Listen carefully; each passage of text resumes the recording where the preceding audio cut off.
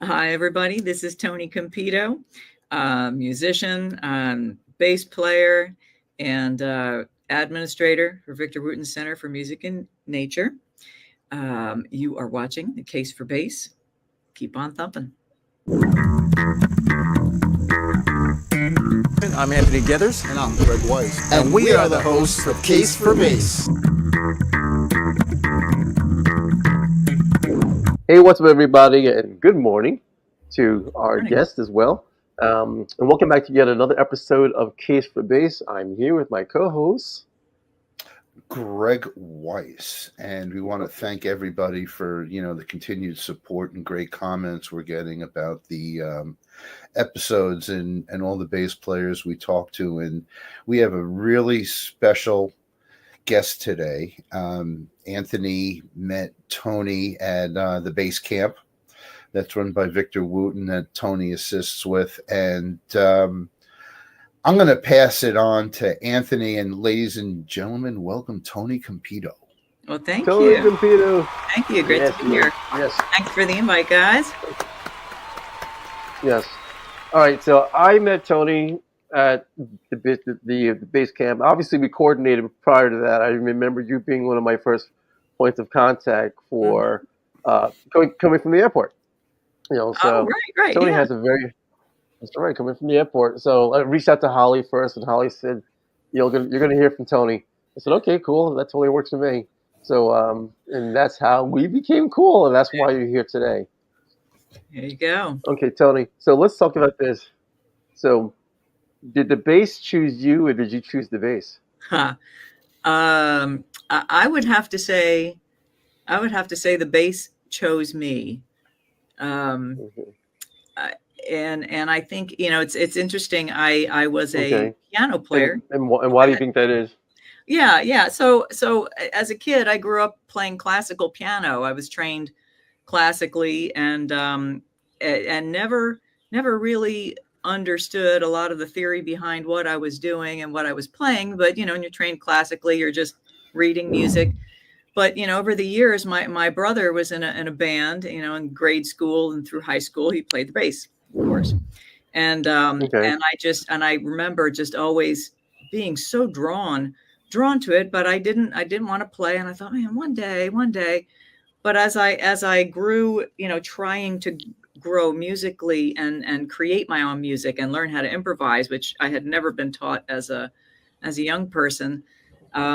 If I wanted to try to play something, I had to play the bass line first. And, over the years, I did songs. I love to sing harmony, background music. I was always either humming a harmony or the bass line, but never be humming the melody. It just wasn't my thing. And it started to hit me like, this is like, it's calling to me. And when my brother had passed away in 99, and he had built some basses for himself. He actually had built Victor's, the Compito fretless 5-string that he has, Purple Heart, the one he's played on Cosmic Hip Hop. Yes. Yeah.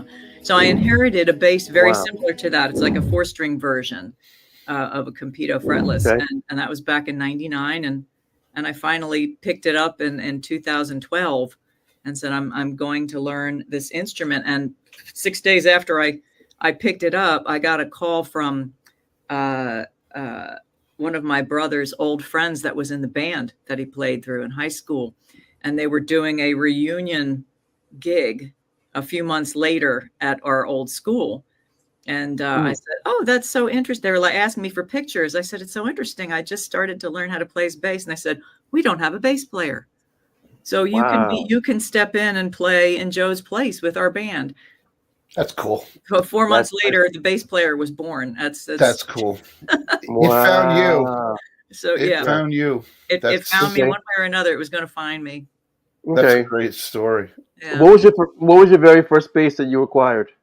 Oh, so the first bass that I acquired is actually still my number one. It's an Adamovich from the Netherlands. Nikola Adamovic is an amazing luthier. Builds a beautiful bass, and so my first bass was this custom, gorgeous. Do you have it? Do you have it in your possession now? I do. Let's see. Can you show it to us? I certainly can. Let's see. Let's get this on screen here. Oh, wow. So That's yeah, it's a gorgeous. olive wood, Look at that. Wow. and headstock there. That's But yeah, he did a beautiful. gorgeous job. I don't know if you can see, Wow. but instead of dots, he did a female thing. He put Swarovski crystals. Oh, wow. Oh, Nicole had made some special touches for me. It's got this ergonomic kind of curved back, and Look at that I thing. mean That thing is stunning. that's really nice. it's Wow. gorgeous. Yeah, and it sounds like a dream. It was built for versatility, so it could get the tones, quite a few different tones that I need, and that's just been my number one. That's my gigging bass. Nice. Wow. You mentioned that you, in our last conversation, that you applied for the Fame School. You were trying to get into that school at some Oh point. gosh, yeah, that's going back to childhood. I went to a Mm. Catholic grade school, and then of course we had to choose what high school you were going to. You didn't, like the public schools, you just kind of continue on to the junior high or whatever. Mhm. And I grew up in Elmhurst in New York. Hey, And, New York. I'm sorry, what's that? Hey, New York. Hey, New York, yeah. Here we are, a bunch of New Yorkers. Mhm. And so I auditioned because I was playing piano again at the time, and my friend's older sister was going there, and she was encouraging me. She said, "You've got some talent. You should just go." And I was like, "I don't play, what you play. I play classical." She said, "That's fine. Mm. Just go in there with a classical piece or two to audition." So I did, and I got accepted. And my parents were very against it. They wanted me to go to the academic Catholic high school that my brothers went to, Mm. and so I didn't go, and it was my one regret for many years. Later, Mm. I'll mention something about that in a minute, but yeah, so I didn't go, and it changed my life not to go, because I went to the academic school they wanted me to. I hated it. Mhm. Absolutely hated it. And I'll say, and let's see if I can get the order straight. I got pregnant at 16, had my daughter at 17. Mhm. Somewhere in there, I left the school, but anyway, I think that life would have been different. And don't get me wrong, my daughter is the best gift I've ever had in my life, so I have no Mm. regrets on that. Okay. But I always wondered what it would have been like had I gone to that school, because I guess at the time that I was in there, Bell Fleck was in there, Omar Hakim, Oh, Bob. you would have probably been a professional player if you're I around would that have been circuit hanging with with them. those people. Yeah, Yeah, exactly. as a performer, maybe, instead of, what was fascinating was that years later, and again, this is one of those things, camp has a way of being a healing balm on the soul. I don't know what it is, but Mhm. certain revelations have come to me over years and years of working for the camp, working for Victor. And the one camp, I think it was a music and nature camp, Omar was there with his wife Rachel Z, Okay. and they were playing, and then people were asking them questions, a little Q&A, and she started telling a story how when she was younger, she didn't go to a particular school. It was a college, I think she was choosing. I don't remember the exact story, but there was something that she didn't do, and always thought it was a regret. But then it turned out, hey, she wound up meeting and marrying Omar and doing this and playing with this person, and how things have a way of working the way they're supposed to. And that story hit me so strong, because I thought, I always regretted not being at that school, but look at who I'm hanging out with. I'm friends with Bob Franceschini. I know Bella Fleck. I just met Omar Hakim. I'm working with Vic. All of these things just came full circle. It's almost as if the school came to you. It came to me anyway. Just, Yeah. I'm working with these people, just not as a musician. I'm working in an administrative capacity. One of the things that we hear when we were talking about common themes, one of the first interviews we had with I think it was Ivan Bodley, where he constantly goes into projects with the blind faith, as it were, of what the outcomes are going to be, and his idea and the concept was looking forward. None of it makes sense, but when you turn around, Yes. Everything, all the pieces fit together. Yes. And it's whenever we talk and we hear the stories, I always look for, okay, so where was that path of I don't know what's next, and then people turn around and they go, yeah, but it all came together. It all comes together. Yeah. And it's it's a thing. Tell us about your first band. Oh, well, not the one that I sat in with, my brother's old Well, band. that wasn't your first band. It was kind of my first Oh, band. really? Yeah, I tried So playing keys. you got the bass, you got the call, and now you're in a band. And yes, and it was just for, a few things. We rehearsed for, oh my gosh, I think I heard about that in January, and our gig was in May.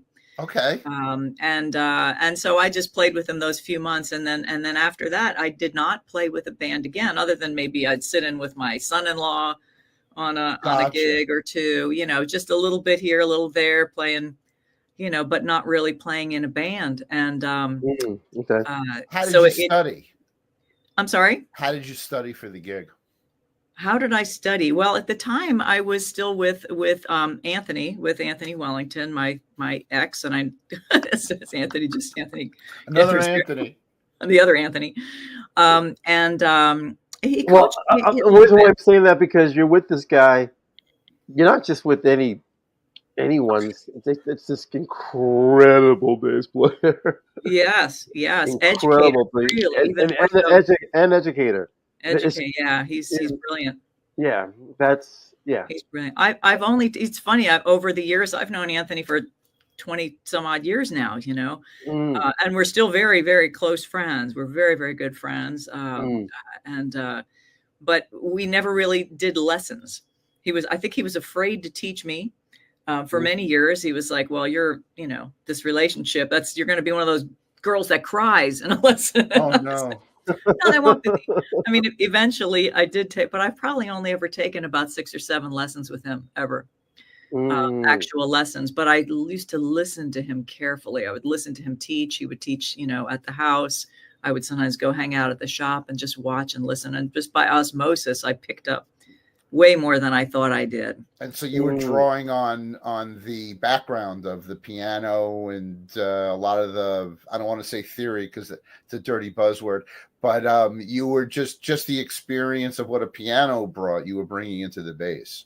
To a degree. I almost, I'm not sure that that's fully correct. I had a well-trained ear, I think, well, it has a lot to do with it. Yeah, and I've found that as I learn, if I listen to something so many times over and just pluck out that particular instrument, I would listen to a bass line and just play it over and over as I'm driving, whatever, work, every day at work.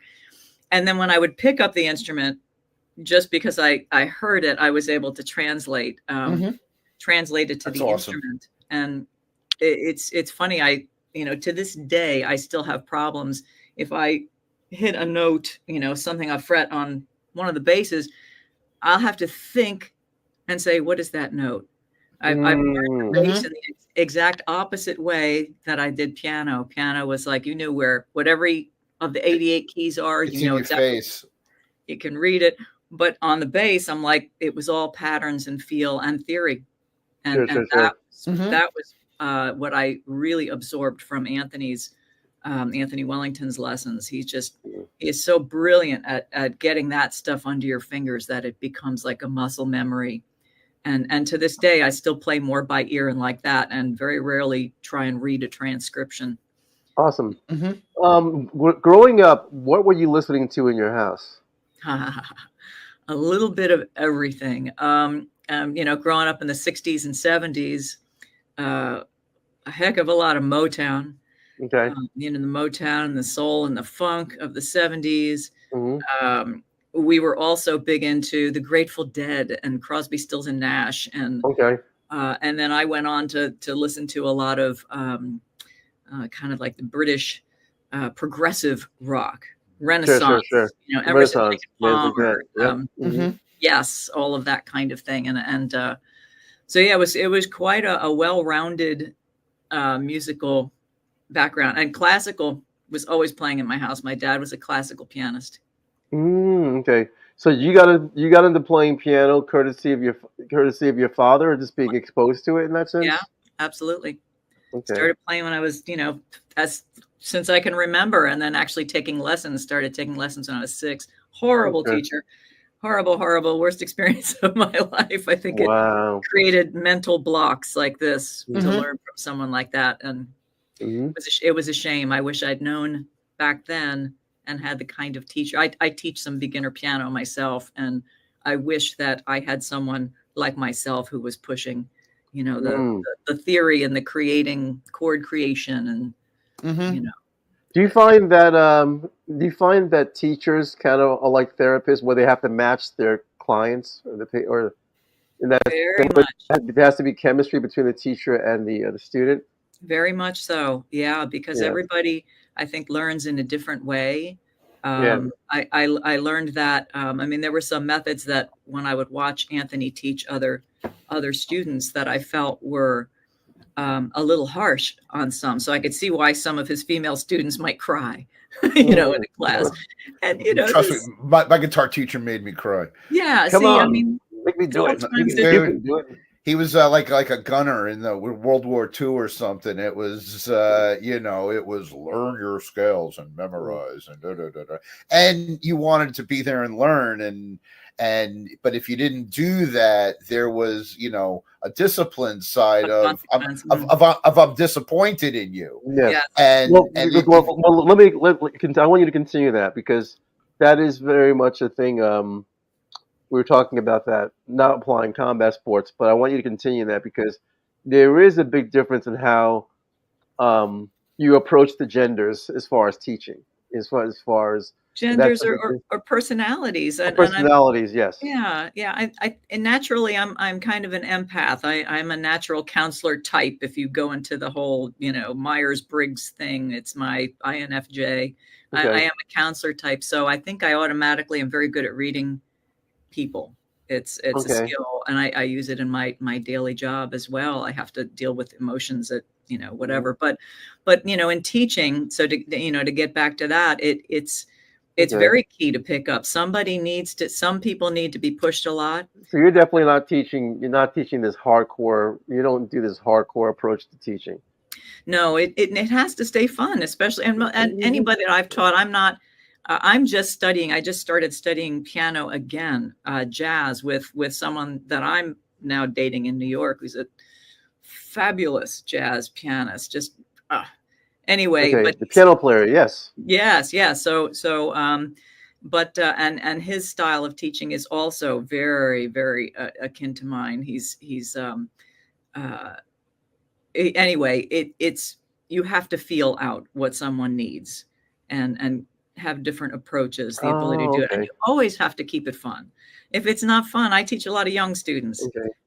When I do teach, I'm teaching young Mm. students or older students that are like, I've always wanted to play the piano, and I say it's never too late. It's just not too late. I had a 60-year-old Yeah. year old woman that was missing a pinky. Oh, We had to she's missing a modify. pinky. Wow. She was, Okay. yeah, yeah, just from some accident when Okay. she was young. And so we had to modify everything. I mean, really, it's just you just got to be able to be flexible, I think, and feel what someone needs. She would also get very nervous, and I'd be like, "It's just me. What are you getting nervous?" She's like, "Do you have any wine?" And she would drink a glass of wine, and she'd be all right. And we'd say, "Here's your wine. Now let's go do the lesson." Oh God, that's Wow. great. Everybody's got a different need. Yeah, no, That's it's awesome. Works. well, I mean, Yep. it just going what you're saying is that you want music to be an outlet and not a cause of stress, Yes. because there are Mm. also a lot of people who play who can't really break the block Mhm. No. of getting, well, we'll say next level, but it's improving your skills in your ear in order to be more of a communicator than it is self-torture. Right. Oh yeah. Yeah, for sure. Okay. Oh, go So ahead.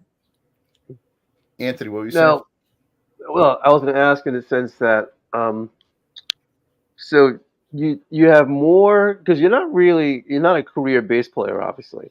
No. But you surround yourself. You're married to an incredible bass player.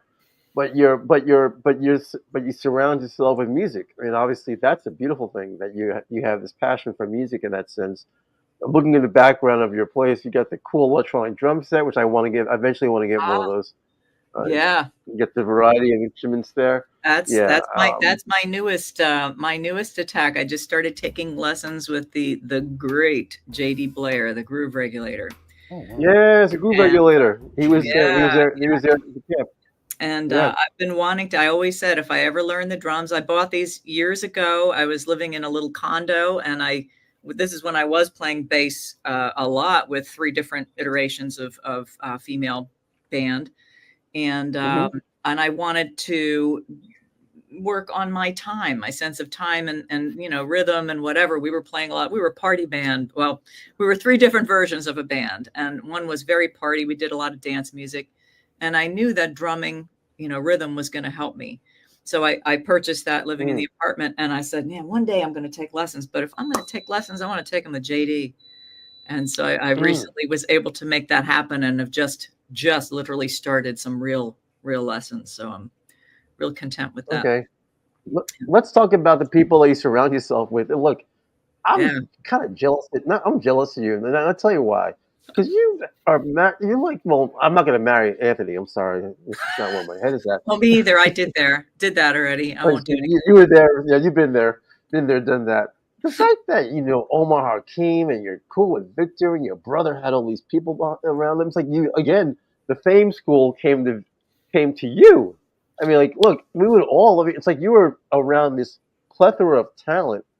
It's like being in a toy. It's like being in one giant toy store, and It is. it's like, yeah, it's great. Yeah, it's interesting. I know people have said, and my brother was my best friend. Really, we were Mm, soulmates of the original kind, where we just communicated with an eyebrow, or one little mm, smirk just told a whole paragraph. So when he passed, it was big. It was intense in an odd way, because you know, I can't even feel sad even when I think about it. This man had like the biggest smile in the world, and when he passed away, people flew mm. in from other countries to see him. He was playing with country artist Don Williams. He was touring Oh, with Don him at Williams. the time, Mm. and so he knew people all over the world, and it was huge. We had to do Wow. services in 3 states. New York with the Mm, family, upstate mm. New York, where he lived up in Oneonta and went to school up there, and then down in Nashville, where he had lived. But when he Okay. passed, he had introduced me to Victor early in the 90s. I think I met him the first time in the studio with the Flecktones. They were recording, might have been Mm. Left to Cool, or I don't know. I'm not sure which album it was, but um, and after, so I got to know Victor a little bit, and Holly, in between that time after I met him. When my brother was still alive, I went down to Nashville a few times and hung out with them. And but when he passed, Mm. they had it was shortly after that they did the first base camp, and I was not at that one, but right after that, some friends that were teaching. They lived in Lancaster, Pennsylvania. That's where I was living then, and they lived there. And they Mm. said, Okay. let's go see the Flecktowns." We went to see the Flecktowns, and they were talking about this camp, and Victor said, "We just finished this. You got to come check it out. We're doing another one in September," and that was 2001. So it was the second camp. And he said, "Just come on down, check it out." So I called Victor's now manager, Danette, who I also knew from way back in New York. And we went down, and Hmm. I hung out, and I basically just didn't leave. I went down. I started at I the end. I know. started unpacking boxes and loading a truck and gear and selling merchandise. And so I've kind of done 20,000 different things at that camp over, the last 24 years. But Hmm. now it's just more administrative and behind the scenes in their website, some of their website work for the campsite and registration, as you know, and so yeah, it's just become that's Yes. I've met a million people through that, and then other associations that went on doing. I was producing the bass bash for about 6 years at NAMM. Yes. Let's talk about the bass bash at NAM. Like, how did you get involved in that? Yeah, so again, through my through knowing Victor and Anthony at the time, I think I was in between jobs. This might have been 2015 or no 2014, I think it was. Anyway, whatever year it was Okay. around then, the guys, Dave Avenius was the CEO at Aguilar at the time, and he had told the people who had it before that he would take it over, and then he realized about 6 or 8 weeks before the event that he didn't have the time. And I was between jobs. He says, this isn't going to be a paying thing, but are you interested? I was like, sure, yeah, I had no idea what I was getting myself into at the time. It was quite the ordeal, but again, so I did it for 6 years, took the event from a smaller place, grew it, expanded it, and had a lot of fun, and again but it was quite the ordeal. Had a lot of help from Justin Huth, who's Trickfish. He's the Trickfish guy. Yes. Justin was like totally instrumental to me. Jack Trefiro, who's Victor's sound guy, tour manager, also was huge. He ended up being my sound guy. I've learned so much from being around those people, but Bass Bash was exhausting. Wow. It took about 6 months of my life to do that at night, and coordinating, finding the people who would play, trying begging people for money. And it was stressful. I was producing it. I'd put the money up front and then hope I made enough back just to pay myself, and any overage I would donate to camp or to a scholarship. I'd give out scholarships for camps. Wow. So I never made a penny on it. That's fantastic. And wow, that's awesome. That's incredible. It was a great experience. I don't regret it, but I was ready. That's incredible. 2020 was the last one I did, and I was ready, and I became friends with John Dioria and Chris at now Bass Magazine, and I handed it to them. Okay. Whatever they do with it is what they're going to do with it. I'm going to ask. I'm going to ask a question that how do I put this? It's the opposite of a question I've been asking. Because when we're asking players, how important is it to have a support system of somebody or people around you that keep you focused? But I'm going to turn that around, and it seems like you are the support system that literally combines with the artist to let them focus and communicate with gigs or recordings, or because I've never heard of your supportive role is like a 50% force in what would make a product out. Interesting. Yeah, you could say that. I mean, there's so much that goes on behind the scenes for any one gig, a show, a couple of shows. The camp. Yes. There's all this. But you also mentioned earlier that you're a natural empath. So like the fact of your character and your personality, you just naturally are support, and you're really good at it. Like you're not like. Is there such a thing as a mediocrity in being an empath? I don't know. I don't know. I don't know. I just know it's interesting. It serves a purpose that is good for the kind of positions that I've put myself in, or maybe I've, inserted myself into those kind of positions because of that. I just had we'll call it a promotion or something at my regular job too, where I'm now kind of this a technical liaison, because people seem to come to me and dump their issues at work and what needs to be fixed and what's not working and how do you do. So I've kind of naturally fallen into the role, and I said, hey, how about I make this more into a real job? Well, it becomes a skeletal part of a function in that sense, meaning it sometimes it's not enough just to be a performer. And that the performer has to become part of, there has to be a unity in order to make it work. It's like a company in a factory. Just because you have a machine and can turn out widgets doesn't mean it happens on its own. Yeah. It just can't do that. Mm-hmm. And believe it or not, you need an office, you need supplies, you need, supply chain functions in order to keep it moving. And usually people just see the face of the performer.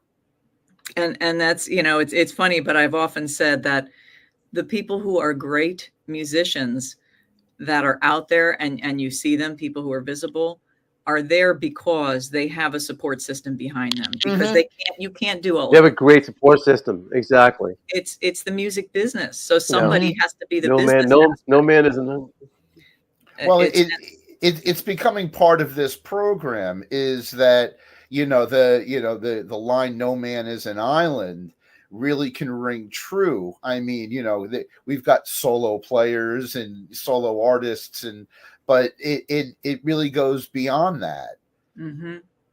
And for you to fit in and literally create a niche. I'm going to say it's a niche because there may be other people like you, but the way you do it is very pronounced in its impact. Well, you have your own unique approach to how it's done. Yeah, it's quiet. I think that's I'm not, it's funny. I often thought my brother was very similar. You never quite realized the impact he had on people because he was just this silent force, and yet he did. You don't realize that the impact you have on people, but Can I tell you something? That's a very Asian martial arts style. It's very Bruce Lee in that sense. Not just Bruce Lee, but other martial artists. It's the idea of saying less, yet you do more, mm-hmm. and yet people realize the impact later. It's not the immediate. Or what's that line that what did Victor once said? It's Maya Angelou. It's not what you say. It's not what you do. It's how you make people feel. Yeah, it's the truth, and to be to be able to make that space, to create that space where someone like Victor can do what he does. He doesn't want to worry about registration and this kind of, what I mean. This is, let him be, the name on the marquee. It's that's the really the theme of the question. mm-hmm. And that is Holly, true. his think wife, about it. It just, the whole camp has been, we called it the camp built on love. And it was, people just came and did, they just building and all kind of skills that put that together, donating money, and physically going there and tearing things down and cleaning and, building structures over, a matter of days. Without that, I mean, it's all there, not because Victor did it with his own hands, but he's the kind of person you want to support. If you're a great person like that, you attract the right people to make your dreams become a reality. Yes. Well, he's also got a very unconventional approach. Look, the fact that he's extremely personable, that to me I thought was really, really cool. The fact that he's very personal. Well, you wouldn't be here right now if it wasn't for the camp, obviously. So you wouldn't be on this podcast. Yeah, this is even when I first met you. Again, you were behind the scenes, but then you walked in at one point. You had a really small bass. Oh yeah, you bought the bass. Myonas, my baby Myonas. It's called a Cali. Yeah. Yes. My baby bass. That's a cutie too. It's it's just I looked at them for a couple of years, and anyway, it's all those. Well, that thing is awesome. Yeah, it is. It's fun. I like to collect. I like to collect a little bit. I try things out for a few years, and then maybe I trade them in. Some I'll never. My number one, my Adamovic, will never go anywhere. That will never leave. Neither will my Compito fretless. Mm-hmm. There's just things that I absolutely will not. My Music Man bongo basses, they're never going anywhere. Nice. Well, I love the fact that you have. First of all, you have your name attached to an instrument, so that's kind of a cool, unique thing. Yeah, that's cool. The fact that you have this Compito fretless. Oh, yeah. Yep. Yeah, it's I never thought of it that way, but it's to me it's all Joe. He did that. He did something special when he built those fretless basses. That bass that he built for Victor was an absolute. My God, that thing sounds. Every time I hear it, it just makes the hair on my arm stand up. It's so beautiful. Beautiful. Okay, Greg, it is now that time. Oh boy. Okay. Here we go. Tony, this is the part of the show where we ask you to pull out. We call it the forest, where there are your babies, these instruments that you collect and you have, and generally we ask for the top three. Your three favorite basses, but in some cases it turned into 7 or 8 for some people. Yeah. And whatever's closest, whatever's furthest. You mentioned the Music Man bongo bass. I'm a Music Man guy. I love my Music Man, and it's a collectible. It's a bass people talk about, rarely own, rarely play, and I play mine here. Nice. Awesome. Nice. All right. Is it close by? Yes. They're both close by. Okay. Nice. Great. Let's see. Here we So go.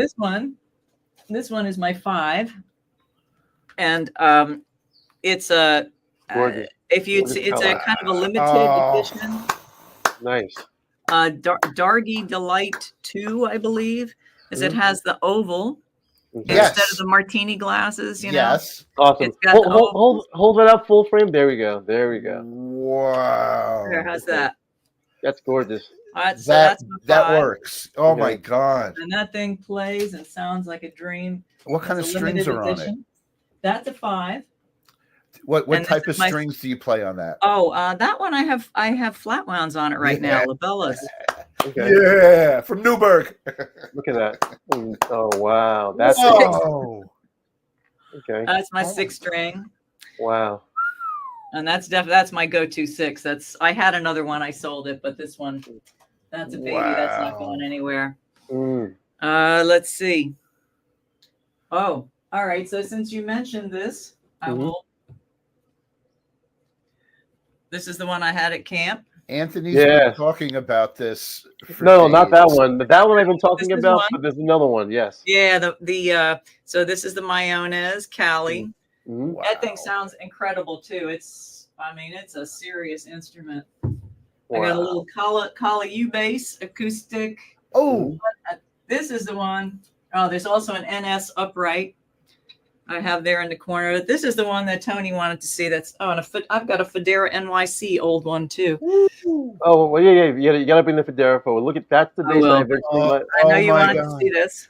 Yes. So this is I'm trying like it mirrors the thing. Nope. No neck. Sick. Yep. It's incredible. Exquisitely custom, built by Maurizio Uber. Yes. He's an Italian guy, but he lives in Malaysia, I believe it is. Okay. And but he builds these and sends them out. I want to say it's Malaysia. I could be wrong, but a wonderful person to work with. And he did that thing that paint job. I can't even.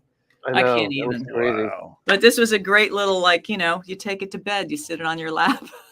Yeah, that's exactly why I want that instrument. But that's a thing. I mean, there's no micro. Well, obviously there is, but to have a smaller instrument as opposed to always having a long scale neck to learn, play, experiment, because whether you're bringing it out or not, standard basses are 34-inch necks and longer. Yes. But you pulled out something. I always see it because it always shows up on my phone. Is the U bass? Oh yeah, is the U bass? Could you talk about that for a minute or so? Oh yeah, I would love to. So that the Kala U bass.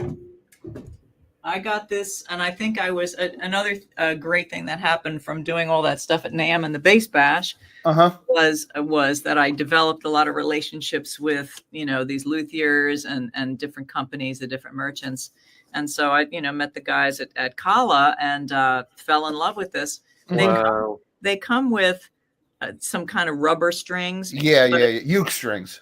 Yeah. So, but at some point they started making Golly strings, started making these flat wounds specifically for this instrument. Wow. Right. And so you put them on, and this thing, once you plug it in, it sounds like a full upright bass. Wow. Right. That's crazy. It is fantastic. It's right. It's just Yeah. I mean, So it's usually funny. you just see pictures or you see, a little blurb, but you don't really get to talk to an owner. Oh No. gosh, they're fun. This thing is a Okay. lot of fun, and those strings made this a real serious instrument for me. Once I And put those I strings think I on. also think they have solid bodies out now too, right? They They got do. a 4 and a Yeah. 5. Yeah, Wow. it's funny. I'd been looking for one of those fives, and at some Yeah. point, No, I I hear might you. do that. I'll give into one when I can see a five for sale. I've had a hard time finding one for sale, but Interesting. So but let me ask you this: Do you prefer 5 and 6 string basses? You stay oh away from the yes, fours? yes, Okay. yes. The one thing that I learned. Here, I'm gonna hang this back up here a second. Sure. Actually, on the way, can you bring the New York Federa as well? Oh, sure. There Oh, goes your Black cat. Cat. Black Cat's in. Cat. Oh, The cat cat's in. sighting. Yep, that's Quincy Jones. Quincy Yeah. Jones. Come, Quincy. All right. So this was my brother's. Another one Whoa, that's gorgeous. inherited. It was made in the 90s, Mhm. and it's all ash, Wow. and it's plain, simple, gorgeous, and boy, this one actually has just round wounds on it. I think they're DR, but that thing is just amazing if you're playing funk. Mm. on Oh, I it. believe that. Beautiful bass. That looks like a funk bass. It's a beautiful sound. Yeah, it's nice and crisp. It's got punch. And of course, Federa. You can't go wrong with the Federa sound. No. Yeah. No. No, you can't mess around with the Federa sound. You know very well it's a solid. It's a solid sound. Period. Another common theme is that the Federa Anthony and I call it like a New York thing or an East Coast Yep. thing that it's an instrument that top players always refer to as like the ultimate, like It's like the Lamborghini. the top of the mountain. It's like a Ducati. Yes. Yeah, it's a Ducati. Yes. It's a Ducati. Yes, True. because Yep. where Anthony and I go is it's either Fender DNA or non-Fender DNA. Mhm. And when people break out and they go outside the norms, the Federa seems to be that choice. Yeah, Yeah, absolutely. it's amazing, and so yeah, and it's funny because I don't play it as much because I'm just not comfortable on 4 strings. I'm a 5 or a 6 string player for a reason, and that's the economy of motion. Right. I don't, Right. Hey, your cat's here. oh yeah, so here's Hey, Quincy came Hello, to say Quincy. hi. Quincy Jones. Quincy came to say hello. Nice cat.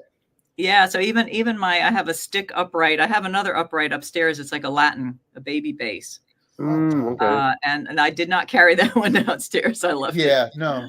left it. So it's funny. I got 3 floors here, and each floor has basses and keyboards available. Oh wow. Wow. Baby grand on the main floor with the upright the Latin bass, and You have your own music store. I like that. yeah. It's you know what? I'm a spoiled brat. That's all Mhm. there is to it. I'm spoiled. I got instruments on every floor, so I can be comfortable playing on anyone. Wow. But That's awesome. my NS upright, the stick bass is also a 5 string, Whoa. which I'm Okay. again just much more comfortable on. That's cool. Yeah. That is actually very cool. So, Yeah. do you ever have any?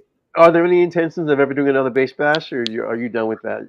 I'm not part of it. They want me to kind of participate, just because they felt like I had brought the event to a different level, and I said I'd be happy to. But they did something online, of course, during COVID, and they had planned on doing something this spring, not at NAMM, but in the spring, and then something happened that they postponed till fall. But I don't have a date on it yet. I don't know what's going on, or if they're going to bring it back to happen during NAMM or not. But again, I passed the event on. It's theirs, and I'm happy to help or do what I can to help. But I got a really full plate. Wear a lot of different hats. So Wow. I got a full plate as it is. Okay. Well, first and foremost, thank you for showing us all your cool instruments because you got these gorgeous. Thank Gorgeous. you. Yeah. I feel very, very blessed to have all these around me. You know, a lot of beautiful. It's something we always talk about, is that we all have this common goal of creating low tones, but how we approach it and the tools we use are so diverse. They're so Yes. unique to our personalities, and it's something that we know other bass players really like to see, because, like, in the guitar world, everyone's got a Les Paul, they got a Strat, they got a Paul Reed Smith, and everyone goes, "Oh, that's great. What year? What model? Blah blah blah blah blah."